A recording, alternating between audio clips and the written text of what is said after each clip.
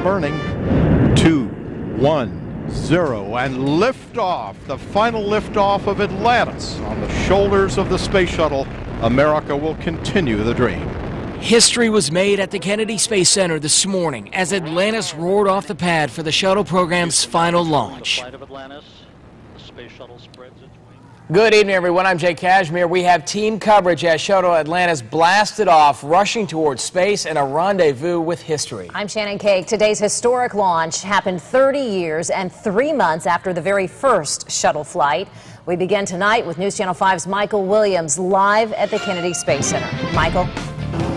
Good evening. April 12th, 1981. As I recall, I was a young reporter on the Treasure Coast. I didn't cover the launch personally, but I remember when Columbia went aloft. 30 years sure went in a hurry. Well, today, everything came together. Mother Nature cooperated. 30 years of engineering skill and ingenuity came together, and there was enough emotion here to lift an entire fleet of shuttles into orbit, all of it making for a picture-perfect launch for Atlantis and her 4-person crew as they went into orbit today one final time. 0, and liftoff. The final liftoff of Atlantis on the shoulders of the space shuttle. America will continue the dream. One final time, Atlantis vaulted for the heavens, the last of a shuttle fleet that first roared into the Florida skies 30 years ago. Atlantis, go at throttle up. No. The Atlantis crew, Commander Chris Ferguson, pilot Doug Hurley, and mission specialist Sandy Magnus and Rex Walheim, space veterans all, took their walk into the history books on behalf of all who preceded them. They and their entire launch team, cool, analytical, exceptionally talented, saluted the emotional moment. Listened to launch control as liftoff neared. On behalf of the greatest team in the world, good luck to you and your crew on the final flight of this true American icon. And so for the final time, Fergie, Doug, Sandy, and Rex, good luck, Godspeed, and have a little fun up there. And with word that weather would provide their stage for blastoff, Atlantis skipper Chris Ferguson was reflective. Let's light this fire one more time, Mike, and witness this great nation at its best. The crew of Atlantis is ready for launch. One final glitch, a piece of launch gantry equipment that needed to be properly stored, briefly halted the countdown at T-minus 31 seconds. After that, a picture-perfect launch and an 8.5-minute climb to orbit. The Earthbound, including the Kennedy Space Center director, himself a shuttle veteran, could only stand in awe and a bit of envy. It truly was an awesome, spectacular launch. In my opinion, the only way it could have been better is if I'd have found a way to stow away on there somewhere. But countless launch spectators share his sentiment. One final inspirational launch that now is the stuff of space history for the ages.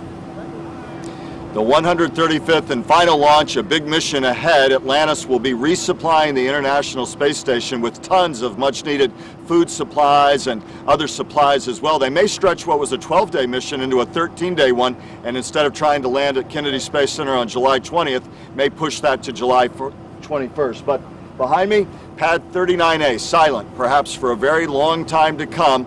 There's a lot of optimism among the people here about the fact that NASA does indeed have a future with more manned spaceflight, but a former NASA administrator told a colleague of mine today, "I'm tired of hearing that today was bittersweet." In his words, it was just bitter. He feels there should have been a follow-on to the shuttle program in place, but whether there's the political and public will and money for that sustained long-term objective will be the debate in the coming years. American astronauts will have to hitch a ride on Russian rockets to get to the International Space Station in the next few years. More on that at 6. For now, reporting live from KSC, Michael Williams, News Channel 5. And Michael, as you and I have discussed on many occasions, covering several shuttle launches over your career, each one comes with its own set of emotions. How did this one compare and stack up to the others that you've covered? You know, it really hit me. The Glenn launch was very exciting in '98. Some of the night launches have been wonderful, and some of the experiments I've seen go up on shuttle launches have been something that boggles the mind. But I have to tell you today, as we were calling the launch, and it's going through your mind that this is the last one you will ever see, really one for the history books, and you think over the long arc of this program, it was a very inspirational and emotional moment, I think, for all of us, and I think virtually any person here, journalist or otherwise, would concede that, not to mention the fact just watching that man can do this, put people and rockets aloft like this. No matter what you may think about manned spaceflight in the program, you stand back in awe and just go, wow. There were a lot of wows today, mine included.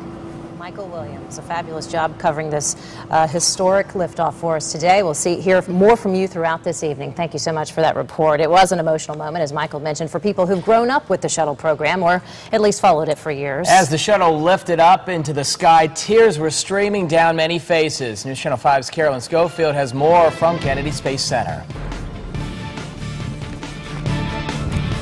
Thousands of people packed the press site here at the Kennedy Space Center to watch the final liftoff of Space Shuttle Atlantis.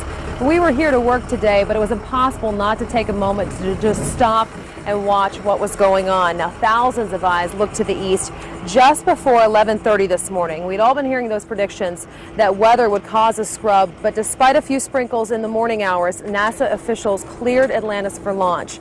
The clouds were low over the Cape, so we could only see the shuttle for about 42 seconds. But what a 42 seconds it was. Many people wiped away tears, including this longtime employee of Boeing. Because it's going to be so long before we fly again, and you know, I've been on the program for 13 years, and it's just hard. It's hard to see it yet. NASA officials say this is not the end, but just the beginning. 3, 2, 1. NASA officials say this is not the end. It's just the beginning of a new chapter. But what a picture-perfect way to close out a 30-year history. Reporting at the Kennedy Space Center, Carolyn Schofield, WPTV News Channel 5. Well, today's liftoff of Shuttle Atlantis was a moment in history, and thousands of people were there to see it firsthand. News Channel 5's Christina Mora was with the crowd at the Cape all morning long. She continues our Team 5 coverage. An estimated 1 million spectators flocked to the Space Coast Friday. For many, the historic last launch was actually their first. Our first and last. Be our first launch and our last. I'm a native Floridian. I've never been to one of these, and I've been trying for years and years. We found visitors from our home, the Treasure Coast in Palm Beach County, plus those who came halfway across the world to witness a bittersweet moment for NASA. So it's a sad day, and I wanted the kids to experience it, and my cousins visiting from Australia. In the hours leading up to the launch, many snapped photos, hoping to provide the next generation with a piece of history. It's the last one, and it's a part of history. And when they have kids, they'll be able to tell them, oh, we were there and we saw it occur. And you can see once the launch is done, people certainly do just zoom on out of here, heading home, but they certainly did get what they came for. Outside the Kennedy Space Center, Christina Mora, WPTV News Channel 5. Well, a WPTV reporter took an amazing shot of the final space shuttle flight. Check this out. Pinal Gandhi, a Port St. Lucie resident, was on a flight from West Palm Beach heading to Atlanta when she caught a glimpse of Atlantis out of her window, just beyond the wing of the airplane there. She believes her flight was right between Orlando and Melbourne when she snapped the picture of the shuttle over in the distance. Now, to check this out or to upload your own photos of the final flight, go to the U Report section of WPTV.com.